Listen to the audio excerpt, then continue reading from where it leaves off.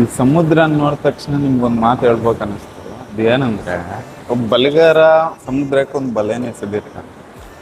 But ಅದು ಬಲೆ ಅಂತ ಗೊತ್ತಿಲ್ಲದೆ ಒಂದು ದೊಡ್ಡ ಮೀನು ಅದರಲ್ಲೇ ನುಗ್ಗುತ್ತೆ.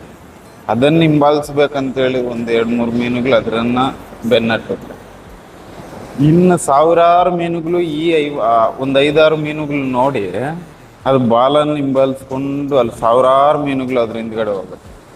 ಇದರಲ್ಲಿ ಪಾಯಿಂಟ್ ಏನಂದ್ರೆ ಆ ಮೊದಲು ನುಗ್ಗಿದ ದೊಡ್ಡ ಮೀನು ಅನ್ನೋದು ಅದು ಕುರುಡು ಮೀನು, ಅದಕ್ಕೆ ಕಣ್ಣು ಕಾಣಲ್ಲ. ಇದೆಲ್ಲ ತಿಳ್ಕೊಳೋ ಅಷ್ಟೊತ್ತಿಗೆ ಈ ಹಿಂದೆ ಇರೋ ಮೀನುಗಳು ಬಲೆಗೆ ಬಿದ್ದಿರುತ್ತೆ. ಈ ಬಲೆಗಾರನ ಏನ್ ಮಾಡ್ತಾನಂದ್ರೆ ಯಾವಾಗ ಬಲೆ ಅನ್ನೋದು ಭಾರ ಆಗುತ್ತೋ ಒಂಚೂರು ಚೂರೇ ಮೇಲೆ ಎಳಿಯೋದು ಸ್ಟಾರ್ಟ್ ಮಾಡ್ತಾನೆ. ಈ ಮೇಲೆ ಎಳಿಯೋದನ್ನ ನೋಡಿ ಹಲವಾರು ಮೀನುಗಳು ಏನ್ ಮಾಡ್ಬೇಕು ಗೊತ್ತಿಲ್ಲದೆ ಒದ್ದಾಡ್ಕೊಂಡು ಒಂದಕ್ಕೊಂದು ಹೊಡೆದಾಡ್ಕೊಂಡು ತಪ್ಪಿಸ್ಕೊಳಕ್ ನೋಡ್ತವೆ. ಬಟ್ ಅಷ್ಟೊತ್ತಿಗೆ ಎಲ್ಲ ಮುಗ್ದೋಗಿರ. ಬಟ್ ಕೊನೆಗೆ ಬಲೆಯಲ್ಲಿ ಸಿಕ್ಕಿದ್ದು ಒದ್ದಾಡಿದ ಮೀನುಗಳು ಅಂಡ್ ಅದು ಬಿಟ್ಟ ನೊರೆಗಳು. ಇದರಲ್ಲಿ ಮಾರಲ್ ಆಫ್ ದ ಸ್ಟೋರಿ ಏನಂದ್ರೆ ಗುಂಪಲ್ಲಿ ಹೋದ್ರೆ ಎಲ್ಲ ಸೇಫ್ಟಿ ಇರುತ್ತೆ.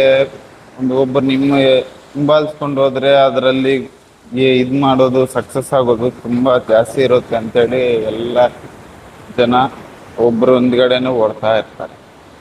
ಈ ಪಾಯಿಂಟ್ ಅಲ್ಲಿ ಮಾರಲ್ ಆಫ್ ದ ಸ್ಟೋರಿ ತಿಳ್ಕೊಬೇಕಂದ್ರೆ ಒಬ್ರು ಹಿಂದ್ಗಡೆ ಹೋಗ್ತಾ ಇದೀವಿ ಅಂದ್ರೆ ಅವ್ರು ಒಳ್ಳೆ ದಾರಿಯಲ್ಲಿ ಹೋಗ್ತಾವ್ರ ಇಲ್ಲ ಕೆಟ್ಟ ದಾರಿಯಲ್ಲಿ ಹೋಗ್ತಾವ್ರ ಅಂತ ತಿಳ್ಕೊಂಡು ಅವ್ರ ಹಿಂದ್ಗಡೆ ಹೋಗೋದನ್ನ ಕಲೀರಿ.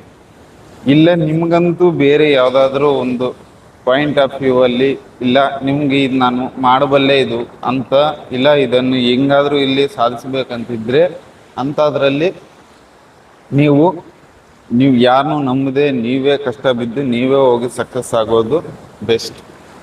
ನಾನು ಇದರಲ್ಲಿ ಹೇಳೋದೇನೆಂದ್ರೆ ನಾವೊಂದು ದಾರಿಗೆ ಹೋಗ್ಬೇಕಂದ್ರೆ ಒಳ್ಳೆಯವರು ಇರ್ತಾರೆ, ಕೆಟ್ಟವರು ಇರ್ತಾರೆ. ನಾವು ಒಳ್ಳೇದು ಯಾವುದು ಕೆಟ್ಟದ್ದು ಯಾವುದು ಅಂತ ತಿಳ್ಕೊಂಡು ಅವ್ರನ್ನ ಹಿಂಬಾಲಿಸೋದು ಬೆಸ್ಟ್ ಅಂತೇಳಿ ನಾನು ಈ ಪಾಯಿಂಟ್ ಆಫ್ ವ್ಯೂ ನಾನು ನಿಮ್ಗೆ ತಿಳಿಸ್ಕೊಡ್ತಾ ಇದ್ದೀನಿ. ಆ್ಯಂಡ್ ನಾನು ಹೇಳಿದ ಸ್ಟೋರಿ ಇಷ್ಟ ಆದರೆ ಒಂದು ಲೈಕ್ ಮಾಡಿ.